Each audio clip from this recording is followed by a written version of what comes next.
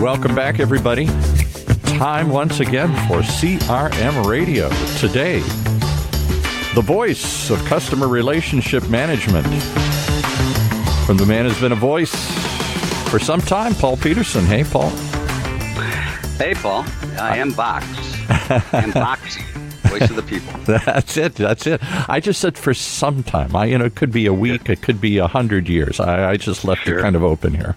Sure. There's a great a cappella group named Vox, and they do there opera. Is. Wonderful. There is. I've actually heard that group. Yes, yeah, exactly. Yeah. Paul, we're here. I feel like a kid at Christmas opening up the Advent calendar. Wow, the Advent. You're making me go back to my Catholic youth here, the Advent calendar. Yeah. All right. So, every day I'm doing a little bit to get ready for the 50-year release of Abbey Road. Yes. I'll be in London right. in a week walking on Abbey Road and just getting everything ready for that. It's I'm pleased to say I was a backer of a forthcoming film called Deconstructing Abbey Road, where they go into some of the behind-the-scenes activity, and we're just very excited about that. I remember visiting a friend at college. He played Abbey Road virtually nonstop every time I was there, and it was quite an impactful record. And, of course, a little-known fact, I don't know if you know this or not, there are two unique things about that record. Two unique things about Abbey Road. There are many, but I remember all the controversies that if you played it backwards, somehow it was supposed to. Yeah, exactly. There are two things. Okay. There is the only time all three played a lead guitar riff in one song, same song, George, Paul, and John. Okay. And the only Ringo Starr drum solo ever recorded. You're kidding. Oh, poor Ringo never got a drum Abbey solo? Road and, my goodness. Golden Slumbers and right there. So something, if you haven't thought about that, to listen to. I'm going to go back and listen to it, and I won't listen to it backwards this time. But I want to get a picture of you barefoot walking across that crosswalk there on the front of the album. We'll give that a try. But okay. So let's get back to anyway. That's coming up, and just how cool! The 50 years, absolutely amazing. Yeah. So I'm very excited about that. But I'm also excited about our guest today, Steve Pearl. So Steve, welcome. Well, thank you very much. It's great to be here, Paul. Yeah, so Steve is been a long time reseller of Goldmine. Actually, reseller is kind of a mundane term. It's more of a partner and leading consultant, and not only that, has developed one of the best email management programs that are out there, best of breed, and certainly happens to be tightly integrated with Goldmine, but works without it. So Steve, with IntelliClick, is the head of IntelliClick. I've known him some 20 years, and we thought we'd talk a little bit about the trends in email, and then something new, well, I won't reveal what it is, but kind of a new concept that you have. So Steve, welcome. And from a regulatory standpoint, you've done talks on Cancel and GDPR, and we're keeping an eye on CAN-SPAM in California. So what's all that look like? I mean, from your perspective, now that those things have been out for a while, what's been the impact on business and the things that we've learned? Well, I'll tell you, it's been pretty interesting. As you know, a lot of that started off in Canada first, but then Europe came along with GDPR, and they really, have ratcheted up the ante in terms of what you needed to do to, with people's privacy. You just couldn't randomly communicate with them without certain levels of permission, can't hold their information. So clearly it's added some challenges to companies and businesses along the way. I think, though, indirectly, the benefit is it's really forced businesses to have to be so much more targeted now in the audience they go after. They just can't randomly send out their communication just because laws are not making that easy and allowable. So they have to, pay more attention to, who they target, and ideally try to be sure that the audience they're talking to wants their communication. So trying to stay on top of what people really are showing interest in so that they can continue to communicate in the right way with them has become much more important than ever. And I guess the law has kind of forced it on them, but it's probably just good practice anyway, good digital marketing practice. So the good news is along the way, we try to help keep step with that and make sure that all the things they need to do is possible. And I think Seth Gordon always permission marketing and the opt-in and the double opt-in and the double secret probation. Oh, that's not email. But you're right. And being focused and targeted has always been a best practice of email. And by the way, Steve, right, do you agree that email, for all the spam and whatnot, email is still one of the more effective marketing channels that businesses have today? Well, it is. In terms of ROI, it still continues to show one of the highest return on investments for the dollars spent. It is still a very popular means of communication. I think if done well, people will welcome it. There is overload. I mean, you're battling with the inbox fatigue that people are dealing with day to day. There's no question. Trying to space it out, time it, and make it relevant is becoming critical if you're going to have people stay on your mailing list. That's the biggest challenge today is how do I keep people around wanting to hear from me? And of course, creating valuable content. But what's interesting is that no matter what the article is about, and how long or short it is, what we have found is that the quote-unquote subject line or title, so if you give away a white paper, just the title.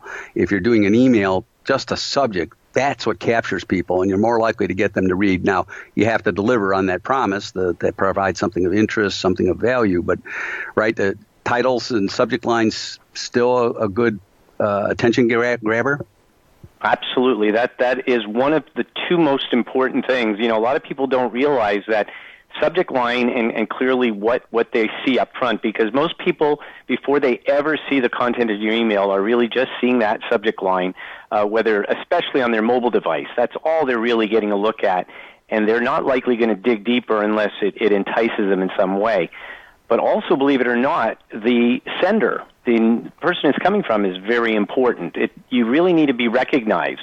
And so consistency in terms of who it's coming from and people that they recognize is really important to getting that delivery and willingness to actually open and see the messaging. And that's why when we talk to customers, we really discourage them from using the sales at, marketing at type emails, because that's really not going to resonate with a lot of people. As a matter of fact, a lot of companies will block it. Right. So right. Those are you want to make sure that the brand that they see on the website when they sign up is what the email comes from. And in fact, here at Goldmine, we've had a long practice of using my name. Now, I have a separate email address, so we typically say paul.r.peterson, so that way we know the R is for our marketing ones, but we put my name on it and, of course, use the Goldmine brand so that people can recognize not only that it's Goldmine, but that there's a specific person sending it. It's good. It sometimes overwhelms me with the amount of response you get, but it's worth sorting through it for sure. Yes, absolutely. I think one of the things that your software, IntelliClick, does, and it kind of represents a best practice out there. So when we talk about opt-in, there's a general opt-in. Would you like to receive more information about our product? So that makes it simple at the form. But what I have seen that you support and encourage has been opt-ins by different types of content. So maybe you want product updates, or do you want announcements of new success stories, or somehow break your content up into some relevant chunks and then track it that way. And I think you can sort that out, right? Is that been an idea that's been taken, getting traction? What we did is made it possible for our users to really offer up lists that are relevant to the audience they're talking to. So if I'm communicating to someone who it makes sense to offer marketing type information because they're my end user, then the type of opt-in you'd want to provide to them are things that are going to be relevant to them. But if I also have an audience, as we do in our industry, both you and I, communicating to IT professionals or tech people, they're not going to want your marketing type list. They're going to be more interested in things about products and about technical information that's going to help them do their job better. So we've made it so that you can offer up different types of lists as part of the email marketing campaign you're doing based on the audience you're reaching. And it makes that a little bit more effective in getting people to want to hear from you, opt into it. The implication is, apart from you sending the list, and you do a lot of that management, but it means their CRM system should be able to accommodate multi-levels of opt-in. For example, in Goldmine, you might have 4 or 5 custom fields, and based on that subject, and say yes or default to no, unless the user clicked yes on the web. And other CRMs probably can be customized, if not already built in. So something to look for, right, to make sure that you can support your opt-in by subject type. Well, actually, Paul, on that subject, it is even more important because of the regulations today. Permission is an important thing to get, and you have to prove that you've gotten that permission. So making sure that you have a way not just to keep track of it, but have some trail of, well, when did they say yes, and do I have to go back and check back with them from time to time? Again, especially in Europe, and we've seen it also now in Canada, where that getting permission isn't necessarily a permanent thing. You have to know when you last got it, when do I ask for it again. We also facilitate those same sorts of things too. Yeah, a couple of things there that while we're talking about rules in Canada and the UK, most of them apply to businesses in the U.S. marketing to those territories. Isn't that correct? That is true. So what people don't realize is that although you're not based there, if you market into the countries, the laws that they have do apply, and they will. There already have been incidences where American companies marketing into both those areas of the world have had fines levied on them where they've not shown compliance. So yes, it does apply. The borders are very vague that way. Yeah, cross-border at that point. And there's one last element before we take break, but that is the concept of the business relationship. So many assume, oh, you went to our website and asked for product information, or we've talked to you. But people can still, to opt out, right? The EBR, established business relationship, is not necessarily a safe haven or an escape hatch, is it, anymore? That's true. I mean, if you're doing business ongoing with them, you definitely have a lot more leeway. So clearly an established client relationship does buy you a lot more leeway. But if for people that you've not done business with, or if it's more of an implied type of relationship, you have to be very careful there and respect their wishes if they say, stop. The laws have gotten stricter about that sort of thing. Yeah, and GDPR expressly says you need explicit, not implied consent. And the other thing that I found is we have a policy of accepting any no, right? If somebody says no, we'll take them off the list. But one of the things we found, even in our emails, that the unsubscribe, people don't scroll down to the bottom. So you can't make that so hidden that it's hard. It's to your benefit. It's a delicate balance to losing your list, but you do want to make it possible for people to unsubscribe, and the easiest way to do that is from the email. So any other suggestions on... Right. It's to your benefit to really not make it challenging, because if they really don't want to hear from you, they're not an audience that's... that you want to be chasing after. Why invest the time and effort and money if the audience is not wanting it? So you can't sell to an angry person. So, exactly. Hey, I think we're going to take a break, and then when we come back, we're going to talk about this new concept that you've come up and caught our attention. So we'll be right back with Stephen Pearl and IntelliClick. Stay tuned.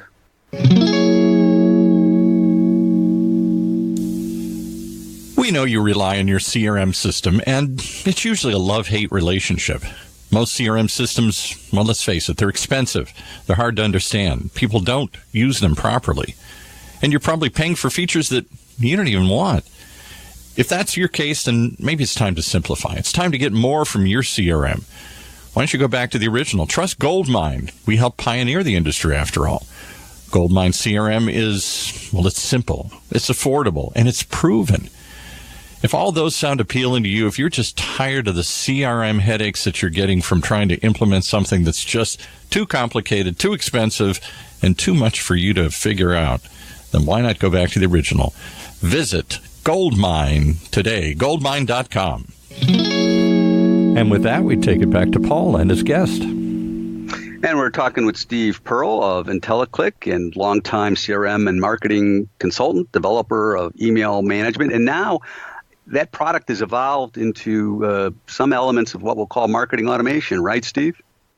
Yes, that's true, Paul. Yeah, so you started out with email management, bounce backs, and sending out professionally looking emails and so forth. But now you're doing some marketing, and in that process, you started to capture web history visits, right? And so talk a little bit about that process and what you think that means from a marketing perspective. Well, as you know, I've talked about this before, but the term we've always we kind of coined a term that we often will express it. This functionality is what we call digital body language. And in the old days when you were selling to people face to face, body language is clearly a big part of the cues and what you're getting to see what you need to do next to better present and sell and hopefully close business. Well, in these days, when so much of it is done now digitally on the web and through email, it's still good to have a way to get a reading on your audience, what they're interested in, and what direction to go if you're going to pursue them and follow up. We did make sure that our tool provided what we call the beyond-the-click capability and really track what they're doing after they get to your site. Where do they go? And, of course, this is specific to the person who's read your email. So unlike the more anonymous type things that are very popular out there where you know a lot about people hitting your site, but you don't really know who they are and what kind of business you've done with them in the past. With us, because it starts with your CRM as the background, where all that history and everything that you've done to try and build a relationship with them is there, and we take advantage of adding that layer of knowledge through this digital body language tracking as they move around your website from any campaign that they respond to. In reading body language, in the old days, as you pointed out, if I could tell if somebody was leaning forward or they had their arms crossed or, how open was their body language and things of that sort. What are some of the telltale signs that you look for in that digital body language? The two words I use most when I talk about what I think is important and relevant is recency and frequency. So have they spent time looking at things on your website very, very current? Is that interest now or is it long in the past? And how much time are they spending and how often are they back on the site? So they might come and then return back a week later. They've talked about things internally and suddenly the need has become a little bit more heightened. And by having that reading where now you're seeing that activity reoccurring, so they've come back, they're spending more time, that starts to be a cue that maybe there's a worthwhile follow-up. And bringing that immediately to the attention of your salespeople just means that you're talking to them when the timing is right. I think with sales and everything in life, timing is everything. You want to get them when they're ready. And one of the things I noticed today, I was reviewing some leads that went out, and I noticed 3 separate records. Now, they'd typed in the company name slightly different, so the system didn't match them up. It couldn't make that decision. However, viewing them, I said, wow, I've got 3 people from the same company viewing different pages. So when I sent that to one of our channel partners, I was able to say, you've got a lot of interest in this. Obviously, in the last day, we've had 3 people hit the same site. One of the other benefits that I see, so this is like a tip with CRM that we've talked about before. When I get an email or phone call, if I can look that customer up, I want to see when did I last hear from them or that prospect. Have they ever visited us before, sort of thing, right? So you can grapple with that. And I think the digital body language starts to say, what page were they on when they left the site, right? So you can call up and say, oh, I see you were looking at our pricing page. Did you see everything you wanted? Or, hey, I see you took the demo offer. Great. Did you see what you want? It allows you to connect the user to their visit because it's usually, you're not calling them within 30 seconds normally. Not only does it connect them to it, right, but it also establishes some rapport, your basis for rapport. Would you agree? Is there anything else that you can look for? So you got recency, frequency, and then I like to know specifically what the last page was because it's a great way to open up the phone call. And it does guide your conversation. So by knowing where they've been, what they're looking at, and where they've spent the most time, if you're going to talk about things, where do I want to lead? What do I want to lead with? Where do I want to put focus? Because clearly that's what they're interested in. And that's all the biggest challenge is how do you know when you get started talking to a prospect, what is their real interest, pain points, things like that. That information and feedback can help you identify it ahead of time. And the thing I was going to ask, though, I've gotten this reaction from some people that some people find that a little creepy or intrusive. What do you say to that? Well, first of all, the basis for you to talk about it doesn't have to be that we know all of this or that we've gathered all this. If there's a rapport you have over time, you might talk about how you're learning more about their needs, and that's why you're better able to possibly service them. In the initial stages, it's more you ask questions that are things they're interested in So it's not where you've just tell them that you know it, but you ask the right things that you know what kind of answers you're going to get, because they've tipped their hand a little by virtue of the information you've received beforehand. So don't be as literal as I was. Be a little bit more, what's the word, suave, or a little bit more, a little bit more nuanced. That if you saw they were on the pricing page, they're comparing some economical, factors. Exactly. So you can maybe lead with a question about that. Right. In terms of what are some of the critical factors from price perspective but that pricing is probably important because they did spend time, and maybe that was the last place they were. So yes, it's appropriate that at some point in the conversation you talk to that sensitivity.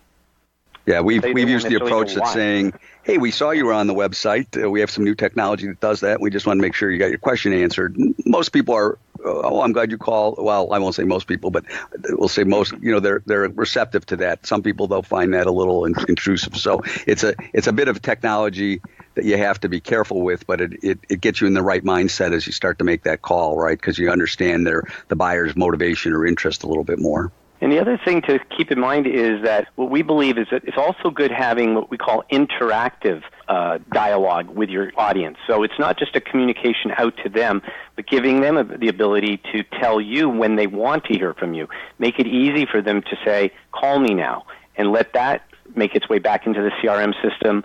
Put that phone call on the list for the rep. Tell them by email if they're out of office. Just make sure that connection happens. But you're really giving them the opportunity to say, hey, I'm ready to talk to somebody, and you're not making them have to go through any effort to fill in forms or some of the more traditional things that a lot of people just don't want to bother with. And I think one of the things you can do is if you put in front of them an option to get information, to get the email address, you can convert that anonymous visit at some point and now link it to that email address so that when it comes through, you've got that. You've got that intelligence, and it's linked to a specific domain and probably a specific end user. And the person now, right, the company and the person. That's the biggest challenge, is how do you marry up that information so that when it does finally get into your CRM system, you have meaningful information to take action on. Because knowing a company was visiting you is good, but knowing who the specific people are that are visiting and that are showing that interest is that much better, right? That's a great aspect of marketing. We're talking with Steve Pearl of IntelliClick, and I'm going to ask Steve, what's the best way to reach you for more information on IntelliClick for email management and the new marketing automation and the digital body language, which is a kind of a leading edge, technology built in. Where's the best place to reach you to get more information, Steve? Well, certainly our website has a lot of good information, some good videos, various recordings of all kinds of facets that we've over the years exposed of our product. So IntelliClickSoftware.com is our website where you can find a lot of valuable input. I can be reached certainly on our toll-free number. That number is 877-840-1799. That is a number that is good to get me. Most times I'm around, available, and we do offer lots of ways to try or to participate in our various demonstrations that we offer on a very regular basis. Thanks. And you can also find information at the goldmine.com add-ons page. It just happens to be part of what we do. But thanks for some of the discussion of best practices of email marketing and a little bit of that look into what you can do with digital body language. Stephen, thanks for joining us today. Always a pleasure. Thank you so much, Paul. I'm looking at the lake, and it's surf's up.